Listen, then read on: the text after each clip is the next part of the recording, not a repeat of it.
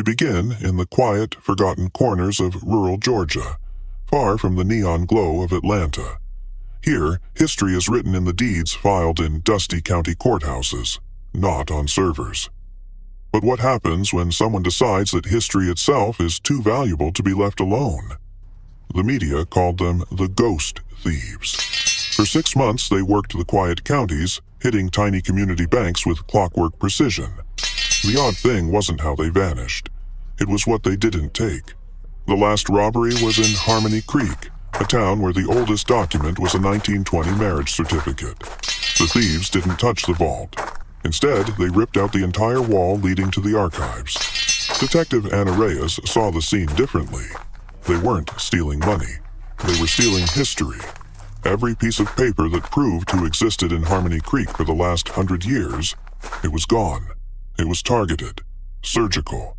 They didn't want the currency. They wanted the foundation. I looked at those empty files and I realized someone had just pressed delete on a whole town. Reyes saw a horrifying pattern. If the Sanction stole the individual's identity in the city, the Ghost Thieves were stealing the community's identity in the country. This wasn't a rural gang. This was organized, systemic evil. She found a security card fragment that linked the bank thieves directly to a high-end Atlanta data management firm. The final step of the plan was underway. The people of Harmony Creek began to change.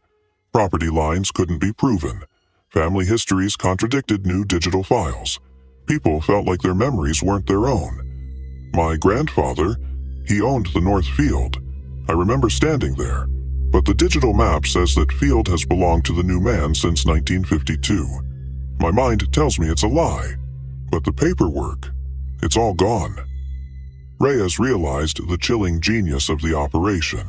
The Stillwater Sanction wasn't just erasing people, it was installing new ones. By destroying the paper, they eliminated the only defense against the digital fabrication of an entirely new history. As Reyes closed in, she received an untraceable message. A video clip, grainy, featuring a gaunt figure. Marcus Hale. It's not about the money, Reyes. It's about the story. They don't just take your soul. They replace your foundation. The road is the history, and they're paving over all of it. The video cuts out. Reyes runs the source, which leads her not to a safe house, but to an empty, newly purchased estate in Harmony Creek. The final step of the plan is underway. The estate was pristine, almost unnervingly perfect. It was the headquarters of a data corporation led by a man named Julian Vance, a celebrated Georgia philanthropist. Vance was selling more than just data storage. He was selling ancestors. He was selling lineage. Reyes realized the ultimate goal: using the stolen records to build unimpeachable retroactive identities for their high-profile clients. They weren't just covering up crimes, they were repopulating the world with their own perfect agents of control. In the compound's archive, she found the original deeds being scanned and altered. But more chillingly, she found family portraits where the grandfather was replaced by a man with the familiar, hollow eyes of Sterling. Reyes is caught by Julian Vance in his spotless, modern office. The scene is a confrontation between truth and terrifying legal rationalization.